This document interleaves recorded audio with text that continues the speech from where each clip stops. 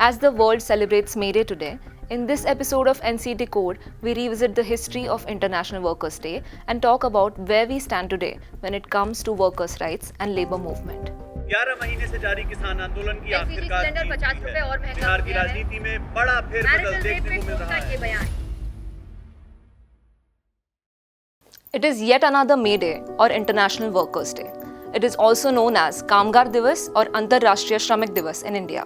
With rallies and protests, May Day is celebrated on the 1st of May every year around the world to recognize the contributions of workers and the importance of labor rights. This day has a rich history. Its significance dates back to the 19th century when workers in the United States fought for better working conditions, especially building the 8-hour workday movement. In 1886, workers in Chicago organized a general strike to demand an 8-hour workday. On May 1st of that year, the strike began and workers all over the country joined in the protest. However, the strike turned violent and a bomb exploded at Haymarket Square in Chicago, killing several people. This led to the arrest of several labor leaders and 4 of them were executed for their alleged involvement in the bombing. This event became known as the Haymarket Massacre and became a turning point in the labor movement.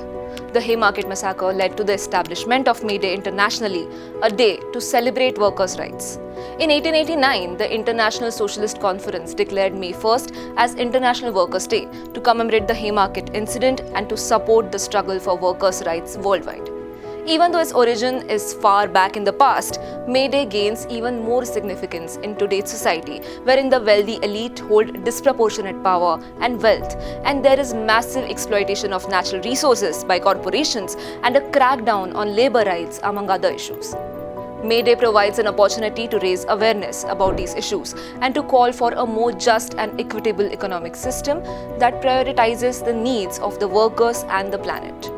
In India, the labor movement has a long history, with workers organizing strikes and protests to demand better wages, safer working conditions, and the protection of their rights.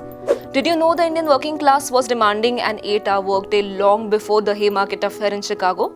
In fact, the first recorded strike of the country's industrial workers happened in the newly opened railways way back in 1862 in colonial India. It all started when 1,200 labourers at the Howrah railway station went on strike in April-May of 1862, demanding an 8-hour workday. Keep in mind that the railway industry had only been introduced in India in 1853. This strike was an impressive accomplishment. After this, the early 1920s saw the early rise of labour movements and unions in the major textile industries in Bombay, Ahmedabad, and other places in India. In the years that followed, the labour movement in India continued to grow. In another important instance, a one-day strike against the Bombay Trades Dispute Bill in 1938 led to more than 200,000 workers of all trades coming out on the streets of Bombay in strike action. The bill had sought to curb strikes. The protesters also drew active support from workers in other major cities like Calcutta and Madras. Today, May Day is celebrated in India by a slim section of workers in the organized sector, as a major chunk of the Indian workers, over 90%, is employed in the unorganized sector with meager wages and poor working conditions. May Day was celebrated for the first time in India in 1923 in Chennai by the Labour Kisan Party of Hindustan.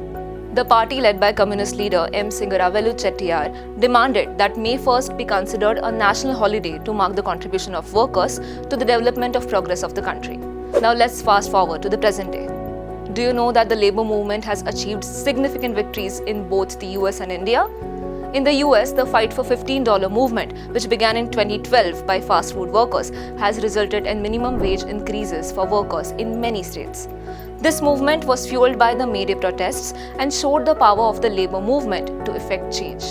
In recent years, there has been a renewed interest in labor activism in the US, driven by a growing awareness of income inequality, stagnant wages, and erosion of workers' rights.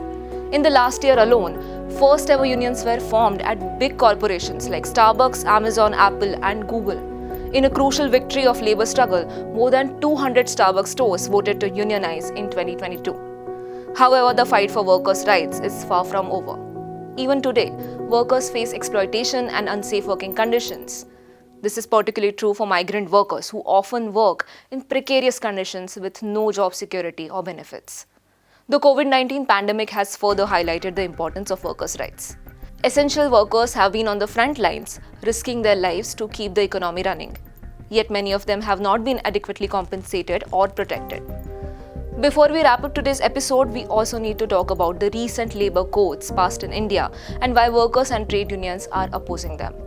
The Indian government passed 4 labour codes in 2020, which consolidated the existing labour laws and introduced several changes. However, workers and trade unions have been protesting against these codes, arguing that they undermine workers' rights and are not in their best interests. According to experts, the new labour codes make it easier for employees to hire and fire workers and reduce their financial liability towards them. This means that workers may not have the job security and could be terminated without adequate compensation. Moreover, the codes also increase the threshold for government approval for retrenchment or layoff of workers from 100 employees to 300 employees. This makes it easier for companies to lay off workers without any oversight from the government. The new labour codes have been accused of undermining the bargaining power of workers by allowing the government to decide on their minimum wages and working conditions. The Indian labour movement has been protesting against these codes since their introduction. Trade unions have been demanding that the government withdraw these codes and hold consultations with workers' representatives to ensure that the laws protect workers' rights and interests. So, as we celebrate May Day, let's remember the struggles and victories of the labour movement and continue to support workers and trade unions in their fight for justice and equality.